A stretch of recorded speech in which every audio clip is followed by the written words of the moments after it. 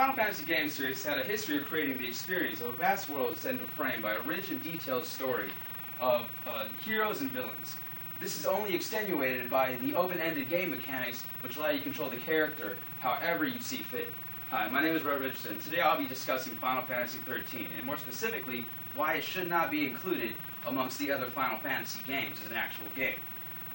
And this isn't to say that I'll be knocking off the story, because I think the story stands alone in competition with the other games. But what people should realize is that the game alone doesn't stand on the story, but also how the game is played. So now I'll move on to my first point, which is the linear gameplay. With the extremely linear gameplay, the feeling of exploration and discovery present in the previous games isn't here, and is seriously diminished. According to IGN, one of the largest gaming review companies online today, the first 25 to 30 hours of the game are so linear that they might as well be on rails.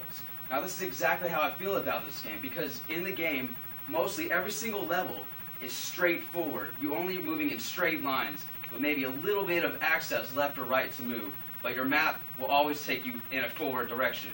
Now these levels might fork off into certain areas in search of treasure and whatnot, but you're going to have to move backwards anyways in order to move, but they might make you move backwards in order to move forwards again.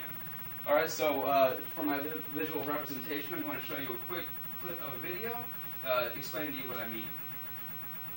Now, as you can see here, the map is almost straightforward, and the character is going to move his way through the map.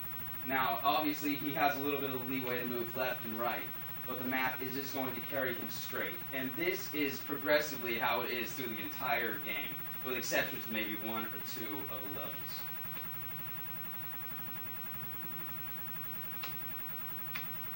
Like I said, straight line on the map right here, even the arrows point you forward. Now, as he carries on like that, this is just a different representation of the game, but like I said, I'm just going to show you the map. So now I'll move on to my second point, which is the battle system. Now what the battle system is essentially when your character meets face-to-face with a creature in the game, you are forced to battle with it. And how the battle system works is pretty much how your character responds to fighting this creature and how it plays until you end up defeating it.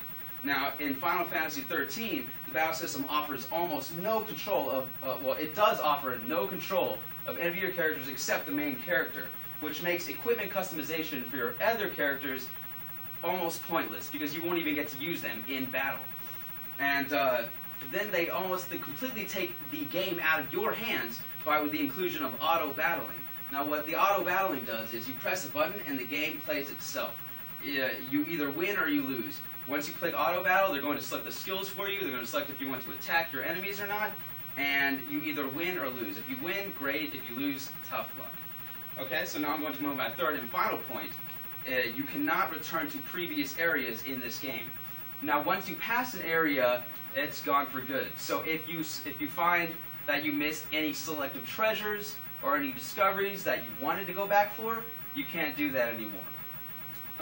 So this makes the replayability of the game next to nothing, because also there's the lack of a New Game Plus. Now what the New Game Plus is, typically in the previous games, there was this option of after your first playthrough of the entire game, you're allowed to go back and with your new game skills and equipment and items, you were able to breeze through the game.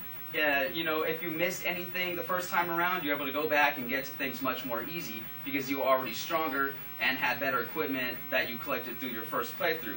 Now, in this game, that doesn't exist.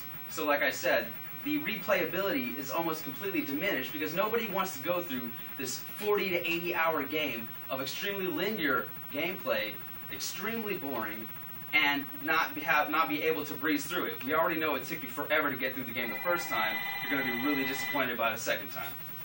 Well, now that I've gone over the linear gameplay, the shoddy battle system that takes almost all the control out of the characters out of your hands, and the fact that you cannot go back and forth through the game,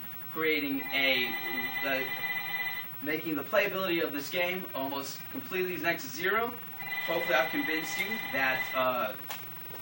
convinced you that this game should not be included amongst the Final Fantasy series as a serious contender to the rest of them. Thank you all for your time. Hope you all have a great evening.